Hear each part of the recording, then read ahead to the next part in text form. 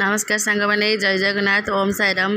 आसतु देखा आज मु पर खाइबार कौन सब करुँची मु फास्ट भेंडी भजा करुँची आज जेहेतु सोमवार आउ सब साधार हम से भेंडी भजा करुँची तापर कलरा भजा करी देखो भेंडी भजा हो गला तापर ये कलरा भजा करुँची आउ आज टोटाली मसला मसली करूनी काली जेहेतु रविवार आइंस होता मसला मसली दिन में राति होता तेणुक आज पूरा साधार करुँची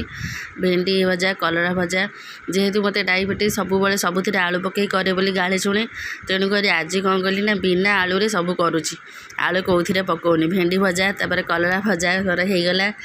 देखु बिना आलू भेंडी भजा कलरा भजा कर कौन आज आलू पकईनी भेंडी भजा हो गला तापर ये मोर कलरा भजा हो गला ये देखो मोर भात करी उषुना भात तापर ये डाली ये हूँ भेंडी भजा ये हूँ कलरा भजा तापर ये काकुड़ी सालाड काटी नहीं काकुड़ी टमाटो पियाज धनिया पत्र दही सब रेडी कर रखी सालाड पे देखु तापर ये हूँ साइड्रे पियाज मिक्सचर